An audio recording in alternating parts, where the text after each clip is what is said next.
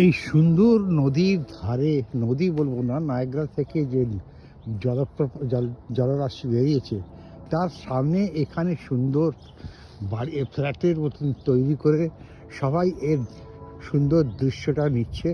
খুবই ভালো লাগে। সকালে উঠেই এই বৃষ্টিতে কোনো নোংরা নেই, কোনো কিছু নেই, বিরাট মাঠ, সুন্দর জায়গা, সুন্দরভাবে এরা রয়েছে।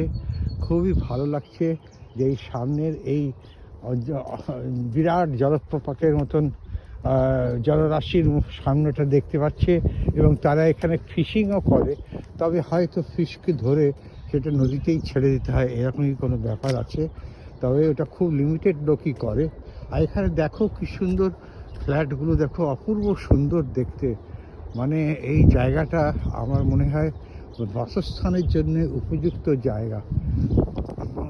এখানে ক্যানাডায় সবচেয়ে বড় ব্যাপার হচ্ছে দূর বলে কিছু হয় না। তার কারণ সবই তো 12-10 কিলোমিটারের মধ্যেই পাওয়া যায় এবং গাড়ির নিয়ে যায়, সুতরাং ওদের কোনো অসুবিধা হয় না। সেই দেখে ভারতীয়রাও সেই রকম ব্যবস্থা করে নিয়েছে। তারা নিজস্ব গাড়ি বাড়ি সব করেছে, তাতে করে তাদেরও আর কোনো অসুবিধা হয় না। এইভাবে চলছে এখানকার লাইফ।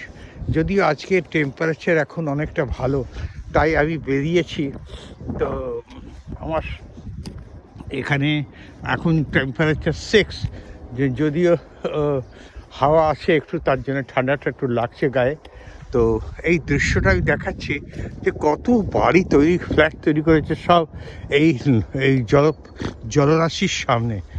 অপূর্ব এই জলরাশি, সুন্দর দেখতে লাগছে। হ্যাঁ, খুবই ভালো লাগছে। ওপারে হচ্ছে আমেরিকা, এপারে কানাডা, কেমন দৃশ্য! তো খুব ভালো। আবার আমি প্রায় এই রাস্তার শেষ প্রান্তে এসে পৌঁছচ্ছি এবং এখান থেকে আমি আবার ফিরে নিজে যাব। আমি আমার বড় ছেলে পুষ্পজিৎ নিয়োগীর সঙ্গে আমি এসেছি। আজ আমি এখানেই শেষ করলাম। প্রকাশ নিয়োগী, আমি তোমাদের সব দেখালাম। যদি আবার ভালো কোথাও পাই আবার দেখাবো। কিন্তু আমার এই বাড়িগুলোই অপূর্ব সুন্দর এবং এর ভেতরে যে লাইট জ্বলছে, ড্রয়িং রুম, ডাইনিং রুম, মানে মনে হচ্ছে ফিল্ম কায়দায় সাজানো একেবারে। বাইরে থেকে তার দেখা যাচ্ছে সমস্তটাই কাঁচের, তাই এখানে কোনো অবশ্য বাইরে থেকে এখান থেকে দেখা যায় না, কিন্তু তবু যখন লাইট জ্বলে তখন অল্প বিস্তর দেখতে পাই এবং খুব ভালো লাগে। দুয়ের দিকে, একদিকে এই ওপারান্তে কত দূর কেউ জানে না, কত দূরে কোনো নদী নেই, নৌকা নেই, কোনো রকম কিছু নেই। জলরাশি বয়ে যাচ্ছে, কোথায় যাচ্ছে তাও জানি না, তবে অনেক দেশের মধ্যে দিয়েই যাচ্ছে। আমি দেখালাম। এবারে হয়তো আমি শেষ প্রান্তের কাছাকাছি এসে গেছি, এই ফ্ল্যাটের শেষ প্রান্ত। এরপরে আমি জানি না ফিরে যাব। আবার অন্য কোনো দর্শনীয় জায়গা হলে আমি নিশ্চয়ই দেখাবো। ভালো থেকো।